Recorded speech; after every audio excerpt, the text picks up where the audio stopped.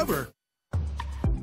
Before the break, we heard the story of Christian Picciolini, who, by his own description, descended into a life of racism and hate before he turned his life around. His new book is called White American Youth: My Descent into America's Most Violent Hate Movement and How I Got Out. Talk about that, Christian. You talk about that light bulb moment while you were beating a man. Yeah. But what was it that finally did it for you to say, I don't want this? You know, ultimately, Megyn, it was about the compassion that I received from the people that I least deserved it from when I least deserved it. And these were people who were African American, who were Jewish, who were gay, who took it upon themselves, even though they knew what I was about, to kind of look inside me and see what was really fueling it, and then addressing that through empathy and compassion. And then suddenly I started to realize that I had more in common with the people I thought were enemies than I did with the people who I thought were friends. You got a job at IBM. I did. There was an African-American security guard there with whom you had a meaningful encounter. Tell us. Yeah. So, you know, just as a stroke of luck, after going through a depression, a friend urged me to do something different. So I applied for a job at IBM where she worked, and I thought she was crazy because I didn't think I would ever get a job there, having been to 6 high schools and gotten kicked out of every one of them and never going to college. But my first job on my first day was to install the computer systems at a high school, my old high school, the same one I got kicked out of twice.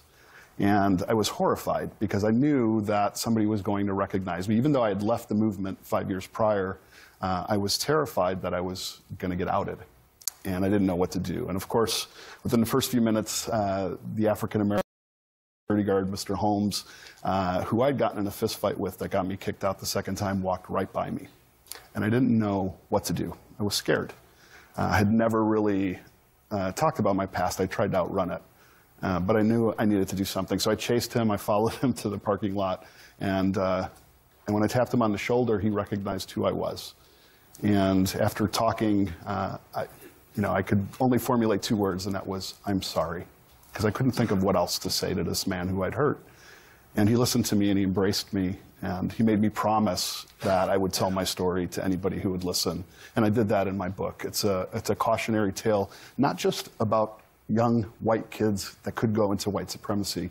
It really is the story about every young person who's looking to belong and finds that in the wrong place. What are you seeing? Because I know you're still connected to these networks in that you study them and you try to reform people now who feel as you used to feel. Right. What are you seeing about what's happening in our country right now? Well, I've worked with over 100 people to help them disengage from hate groups and hate movements. And what I'm seeing today is a massive growth in these movements with young people. It has become a social movement. And because of the internet and because of how easy it is to stumble on to propaganda or fake news or to be influenced by that, a lot of young people who feel marginalized, who may feel disenchanted, are now starting to gravitate to this movement that does promise identity, community, and a perceived purpose. And it's a very dangerous time because I'm seeing more and more young people gravitate towards this ideology of what we're calling the alt-right or white nationalism. But one thing I want to make clear... Do you see those 2 terms as synonymous? I do see them as synonymous. However, I also see them as terms that those groups made up themselves, that they actually sat around a table and said, how can we refer to ourselves to make us seem less hateful? We used to do that 30 years ago. We used to call ourselves white or white pride, when in reality it was about white supremacy. So these white nationalist groups and these alt-right groups today are essentially a better packaged version of what we were 30 years ago, because we recognized even then that our shaved heads and our tattoos were turning away the average American white racist who thought we were too edgy. So we decided then, 30 years ago, to blend in, to start to grow out our hair, to trade in our boots for suits, to go to college campuses, to recruit, to even get jobs in the military and in law enforcement, and to look and sound like the people we wanted to recruit. There, of course, during the 2016 campaign was a question about whether then-candidate Trump was not vocal enough in condemning David Duke, which he did do, but that was after he didn't do it, and there was sort of some back and forth. Do you believe that there were dog whistles by our now president to white supremacists? I do believe that there were dog whistles, but to somebody like me, I can tell you that that's a bullhorn. I heard them loud and clear.